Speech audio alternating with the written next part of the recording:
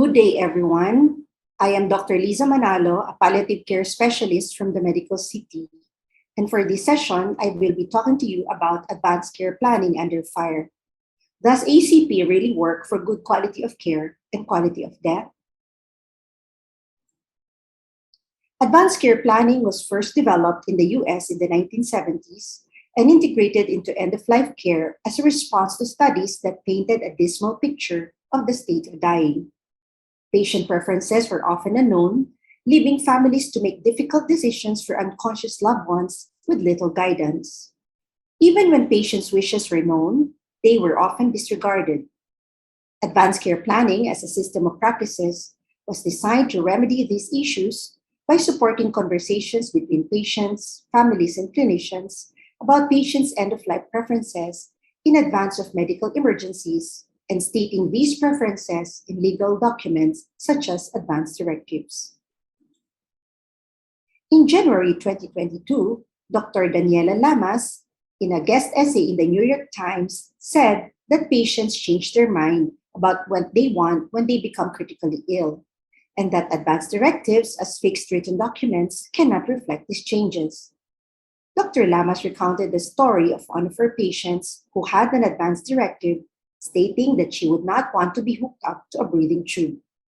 But when she was rushed to the ER with pneumonia, her husband, told that she would die without being intubated, decided to go against her wishes and authorized doctors to intubate her. When the patient regained consciousness, she agreed with her husband's decision. Therefore, Dr. Lamas concluded that though she wanted advanced care planning to work, experiences like this one, along with a growing body of academic research, is leading her to rethink that belief. The Journal of the American Medical Association came up with an article in Viewpoint that is entitled, "What's Wrong with Advanced Care Planning?" And these are the proponents of this article. Advanced care planning has emerged during the last 30 years as a potential response to the problem of low value end of life care.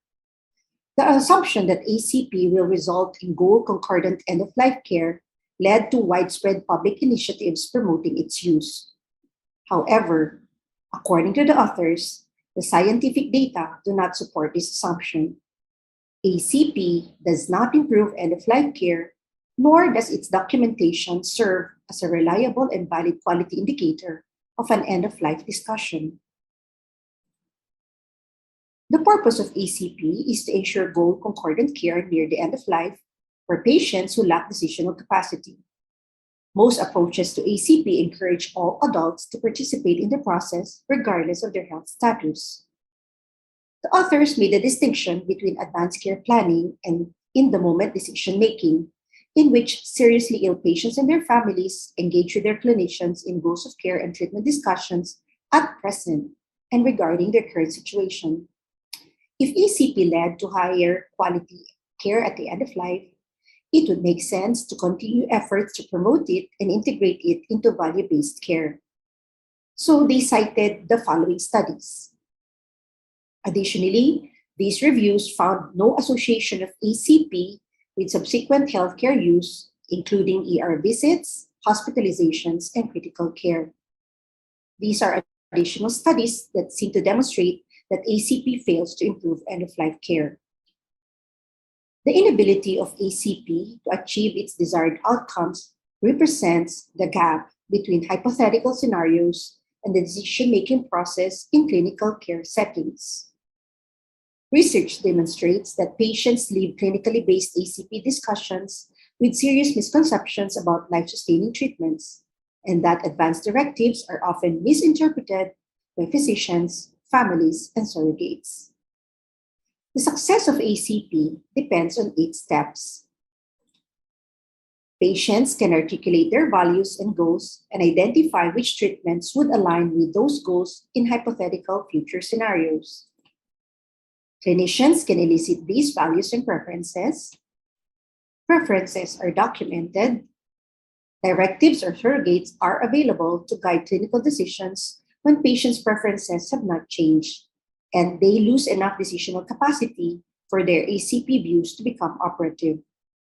Surrogates will invoke substituted judgment and base their treatment decisions on the patient's prior stated preferences. Clinicians will read prior documents and integrate patient preferences into conversations with surrogates. Previously expressed wishes will be honored, and healthcare systems will commit resources and care delivery to support goal concordant care. Scenarios and situations in clinical practice settings rarely reflect these conditions.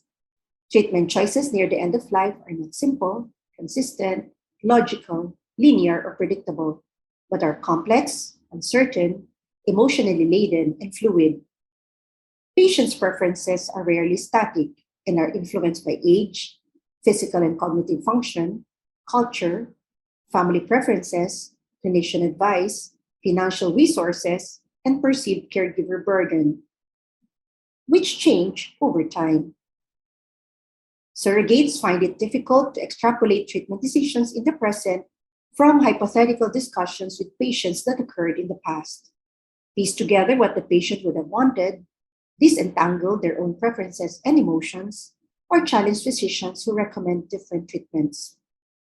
When a decision must be made, prior directives are often absent, poorly documented, or either so prescriptive or so vague that they cannot promote informed goal concordant care. Moreover, treatment choices do not occur in a vacuum, but are driven by financial pressures, societal capacity to support patient and family needs, and institutional cultures and practice patterns. One approach is to encourage appointment of a trusted surrogate decision maker or healthcare proxy in advance, and to focus research and clinical efforts on improving current shared decision making between proxies and clinicians. New research focused on training clinicians and preparing patients and families to engage in high quality discussions when actual medical conditions must be made is needed to achieve the outcomes that ACP has not. There are several contentions to what the authors have mentioned. In a reaction by the following authors, they cited that the review articles that the previous authors used to support their argument is not accurate. Apparently, the 2018 review concluded that ACP provides several benefits, including improved end of life communication, documentation of care preferences, dying in preferred place, and healthcare savings. The 2020 review concluded that outcomes for all ACP interventions were predominantly positive. One study found that knowledge of end of life wishes increased from 30% to 86% in the control versus ACP intervention group, and family members from the ACP intervention group had significantly less stress, anxiety, and depression compared with those from the control group. Moreover, the randomized controlled trial cited previously apparently had significant limitations. After reviewing these studies, Dr. Rigby et al. Concluded that ACP provides significant benefits for both patients and family members. Therefore, they are urging standardizing the practice of high quality, robust ACP that goes beyond simply completing advance directive documents with the following suggestions.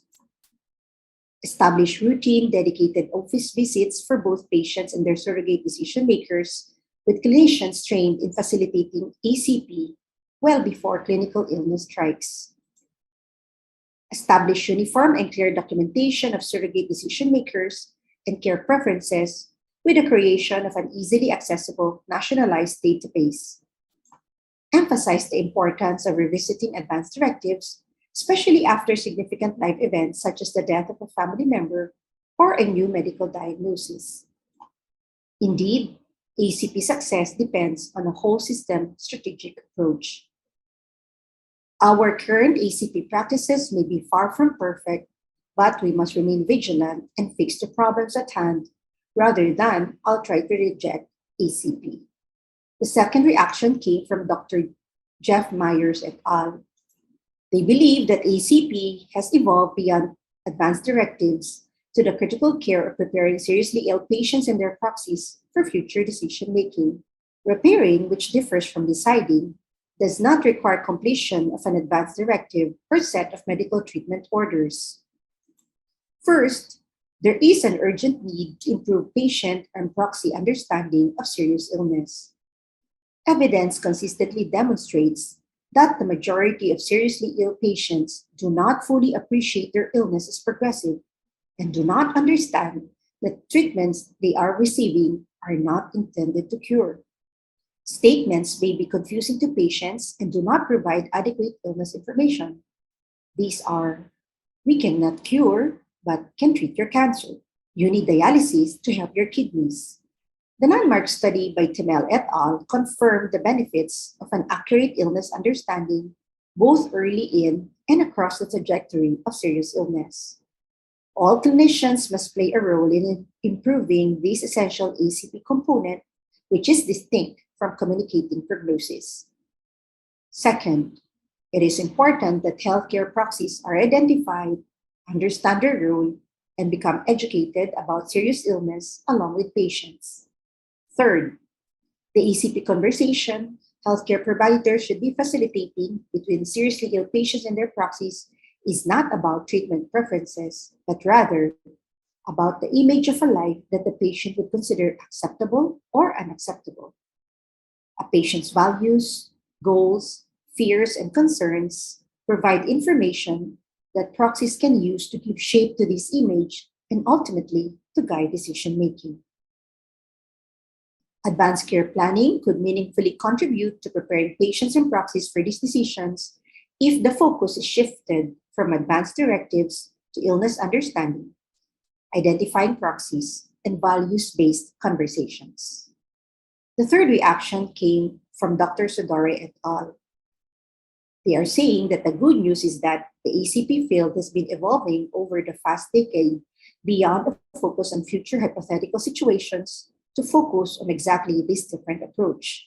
This evolution to a new and improved ACP model is informed by research and is an example of science working. Advanced care planning is complex and includes many behaviors as well as external and internal factors. When systems attempt to simplify this complex, ongoing process into a one time checkbox without attending to implementation factors, patient centered outcomes are unlikely to change. Again, they cited the evidence that high quality trials of ACP demonstrated decreased anxiety, grief, post traumatic stress, and burden for surrogate decision makers, a main motivator for patients to engage in ACP. They agree that preparing surrogates is a key part of ACP. However, not everyone has a potential surrogate. In addition, many patients are able to make their own decisions throughout their life course and may be able to enumerate clear goals of care. Therefore, patients also need better preparation. Furthermore, ACP can be enhanced by working with community organizations where many people have trusting relationships and may be able to begin the process of preparation. At no time should prior documentation supersede in the moment discussions. Most conversations about patients' goals, values, surrogates, and prognosis, including with palliative care specialists, take prior to a medical crisis as it should be. These conversations, which we view as ACP, should focus on preparing patients and surrogates for communication and medical decision making. In this way, ACP's field's current philosophical goals align with those expressed by the viewpoint authors. Another reaction came from a Hebrew Senior Life Marcus Institute for Aging Research from Boston, Massachusetts. They are clarifying how difficult it is to design randomized controlled trials. The lack of evidence from RCTs demonstrating that ACP improves goal concordant care or quality of life does not mean that ACP does not achieve these or other benefits. These are other problems with coming up with randomized controlled trials. Therefore, advanced care planning and in the moment decision making should be considered complementary, not mutually exclusive. As research methods to evaluate behavioral interventions continue to advance, it is important to recognize that some aspects of care may not be amenable to or warrant evaluation in traditional RCTs. And the author concluded that in the meantime, I will still conduct conversations with my older patients and their families. And should I develop a serious illness, I hope my advance wishes are ascertained and respected. In 2015, the Economist Intelligence Unit listed the Philippines as one of the worst places to die in, ranking 78 out of 80 countries surveyed. These are the headlines from the Manila Times and GMA News. Luckily enough, we have moved up from number 78 to now being number 38 in the recent study published in 2022 that was made in 2021. However, they still identified factors contributing negatively to end of life care, including poor or limited communication with patients and families on end of life care options, and lack of patient autonomy to make end of life decisions. Let me share with you the results of our study done with Singapore and other Asian countries. It's entitled Asian Patients Perspectives Regarding Oncology Awareness, Care, and Health, or simply the Approach Study. The objective is to identify key areas for improving end of life care among cancer patients in Asia. It's a multi center, one time survey of 200 stage 4 solid cancer patients from oncology and palliative care departments in Asian countries using a previously validated structured approach questionnaire. It's a cross sectional analytic study. Included in the study are stage 4 solid cancer patients who are aware of their cancer and have received anti cancer treatment prior to the interview. So, one of the questions asked of the participants were, do you know the current stage or severity of your cancer? Remember, they were chosen because they have a stage 4 cancers. However, based on their responses, 17.9% of them still thought that they were only having early stage cancer. The next question is, how informed are you regarding how your illness will change over time? 41.5% of them claimed that they were very informed. Next question is, the current treatments you are taking for your illness will help you live longer, and 76.4% of them answered yes. This question is very revealing. It says, the current treatments you are taking for your illness will cure you. Again, we are talking about patients who are suffering from stage 4 advanced cancer. And 64.6% of them answered yes, that the current treatments they are taking for their illness will cure them. A big proportion of the patients think that the treatments they are receiving will cure them. And then there's this next question. Would you like to know how long you are likely to live under various treatment options? 32.3% of them said yes in general terms, such as knowing if they have a few months or a few years to live. 24.1% said yes in specific terms, such as on average 6 months to live, and the others were not sure or outrightly saying they would not want to know how long they are likely to live under various treatment options. So, in general, we can see here that the patients had the preference for knowing their life expectancy under various treatment options. And then this was kind of an eye opener for us who did the study. The question read, considering your current health condition and treatment plan, how long do you think you are likely to live? And we are asking advanced stage 4 cancer patients. And 49.2% of them said that they think they are going to live for more than 10 years. And the last question is, if you had a choice, where would you like to be during the last days of your life? And 61% of them said they preferred to stay and to die at home. Therefore, the study in our institution concluded that knowledge about diagnosis and prognosis among the advanced cancer patients in this study was not high. Majority have misperceptions about their current health condition and life expectancy under various treatment options. Therefore, our recommendation is that doctors should not hesitate to discuss diagnosis and prognosis with the patients with honesty and sensitivity in an individualized, continuing process of communication that addresses not only the patient's current disease status, but also their preferences for end of life care. So these are the key points to remember as part of your strategies for effective ACP and end-of-life communication.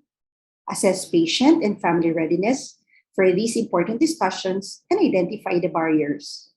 Appoint a trusted surrogate decision maker or healthcare proxy in advance. Explore patients, surrogate decision makers, and families' understanding of the disease status and treatment options. Clarify misperceptions. Discuss the values, goals of care, and options for end of life care.